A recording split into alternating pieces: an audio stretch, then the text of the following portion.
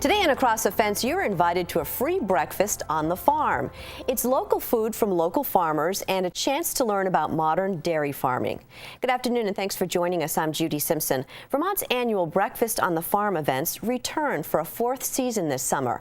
Last year, the events drew more than 2,000 visitors to dairy farms in Bridport and East Montpelier.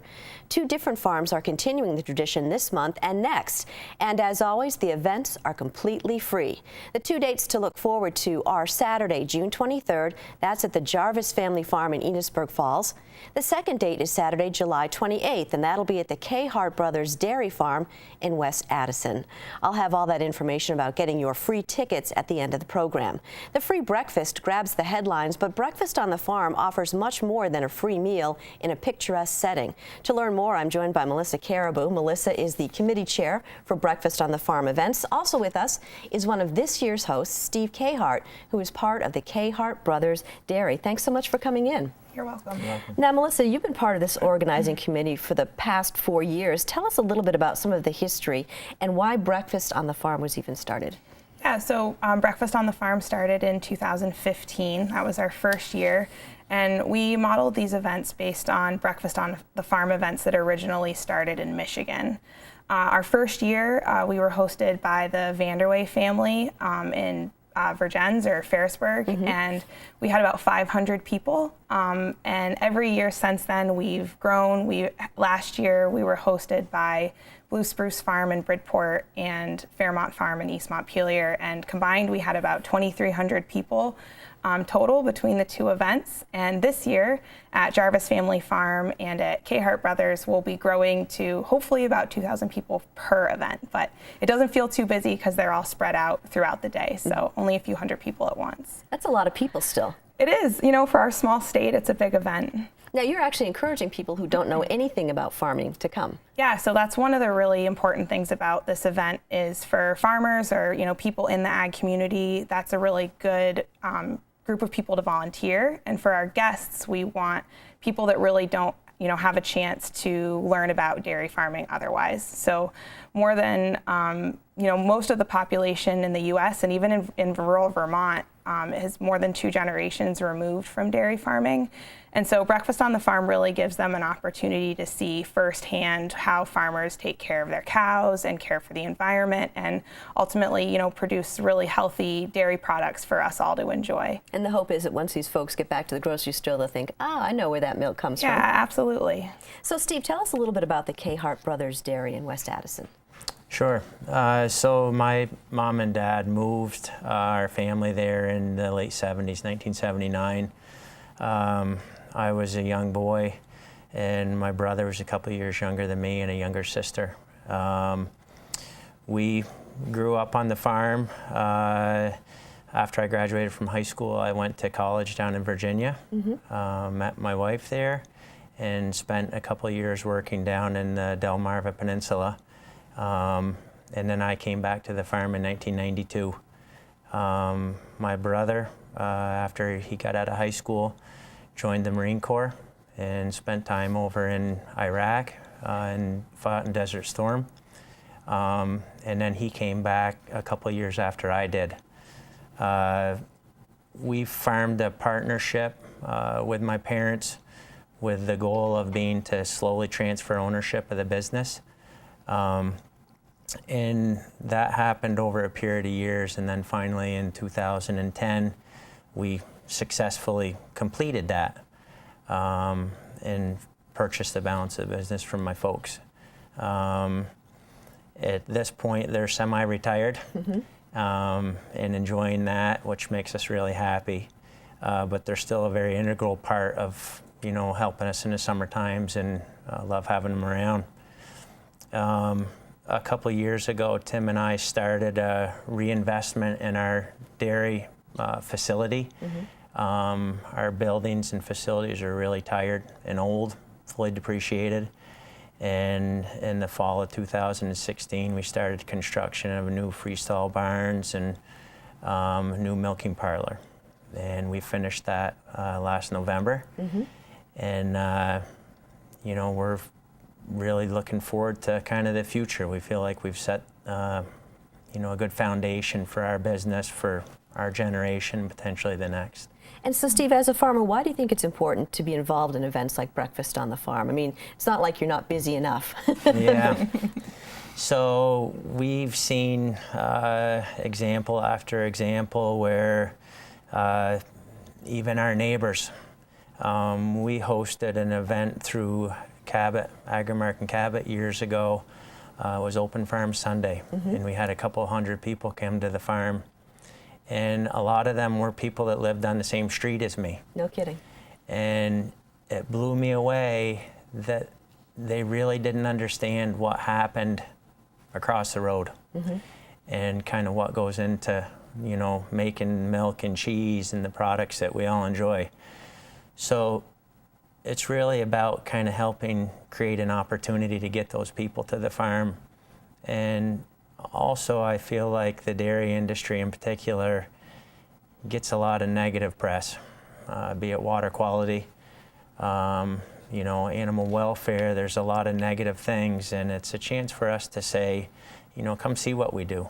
Come see how we're doing these things. Well, I have a lot more questions for you, but right now I want to take a first-hand look at last year's Breakfast on the Farm events. There's nothing better than having breakfast on the farm.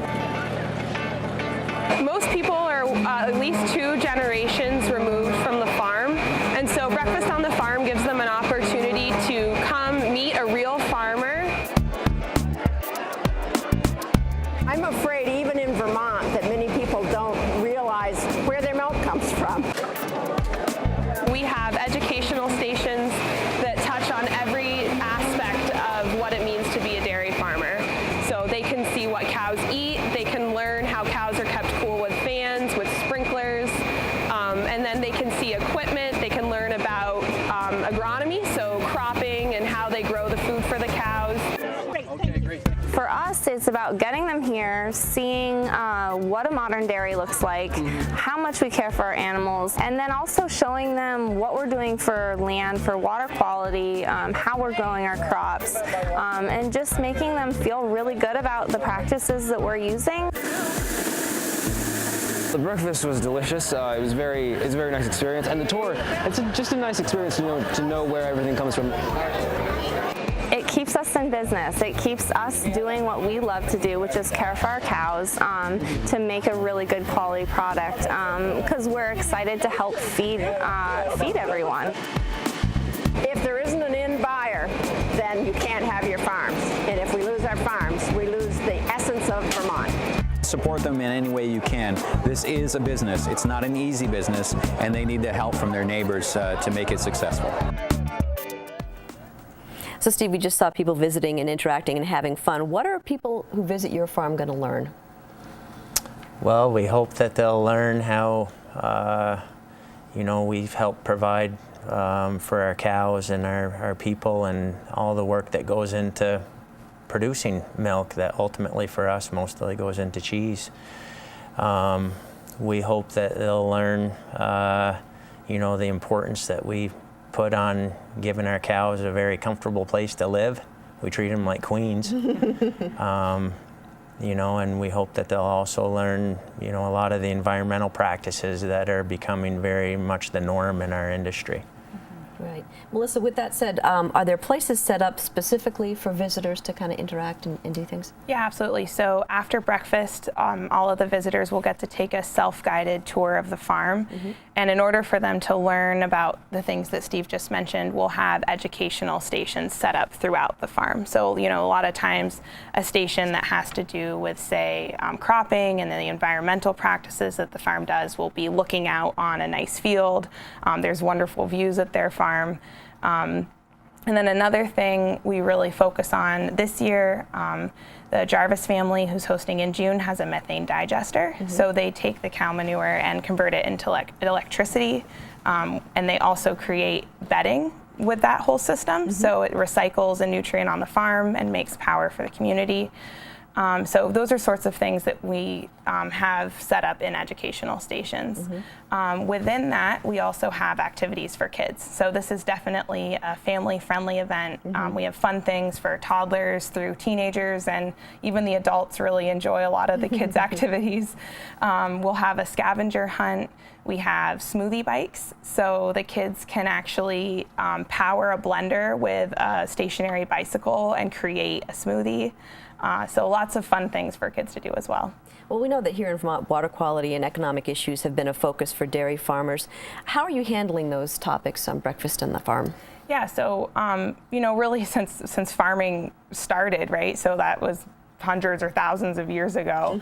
Protecting the environment was really important to farmers because they grow their crops in the environment. So if they don't take care of their soil and take care of the land that they have, there's no more land. So they won't have the resources they need to grow the crops that they feed their cows, and the farm just doesn't work. So, you know, specific things that farmers are starting to do more recently is planting cover crops. So in the winter time, after corn or other annual crops are harvested, they'll plant a cover crop, which is not really necessarily intended to be harvested, but instead it just grows during the winter time and protects the soil, and then also actually adds to the fertility and the organic matter of the soil when it's time to plant the annual crop in the spring.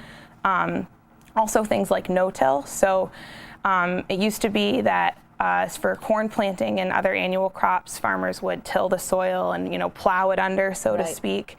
Now they're finding that a lot of those practices, maybe they still fit in certain situations, but there's other situations where they don't need to do that, which saves labor and saves fuel and, you know, makes it more efficient for the farm and a little better for the environment in some situations too. So Steve, are there some misunderstandings about farming that you can correct by having conversations with people who are visiting your farm? I think there's a lot of misconceptions about the farm. You know, Melissa talks a little bit about the water quality stuff and the environmental things that we're doing. You know, Vermont, I think, is a microcosm of the United States in some aspects. We have the Lake Champlain that we're all working so hard to kind of keep clean and quote unquote clean up. You know, a lot of these practices that she speaks about, you know, we've started doing more and more of that all the time. This year we did some of our first no-till corn planting, and that corn is now up and growing and looks great. And my brother and I were both pretty surprised in how much quicker, you know, the less time that it took to kind of prepare the soil. You know, and I think also just want to help educate the public and show them what we're doing in terms of taking care of the cow. You know, giving her a really comfortable place to lay down, giving her buildings that are, you know, ventilation is top notch. You know, we're really trying to control the environment that she lives in. So that she's comfortable, whether it's 90 degrees in the middle of August or it's 20 degrees below zero in January. You know, and they hopefully by coming to visit us will be able to see that sort of thing. I also think in Vermont, you know, there's been a lot in the press this year about struggles with milk prices and farms going out of business. And we're definitely in a pretty tough cycle right now. I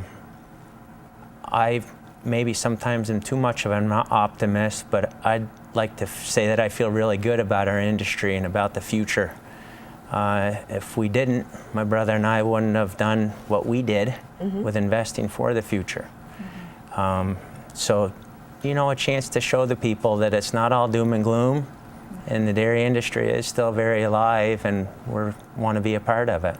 Well, as I mentioned at the top of the program, there are 2 free Breakfast on the Farm dates this summer. The first is Saturday, June 23rd at the Jarvis Family Farm in Enosburg Falls. The second is Saturday, July 28th at Hart Brothers Dairy in West Addison. Both events are free, but you do need tickets to attend. You can get your free tickets by going online to VermontBreakfastOnTheFarm.com. On the website, you can also sign up to volunteer at either event. Would that be a lot of fun? Again, the breakfast and activities are free, but make sure that you get your tickets. Go online to VermontBreakfastOnTheFarm.org. Thank you both for being with us and talking about this. Sounds like a lot of fun.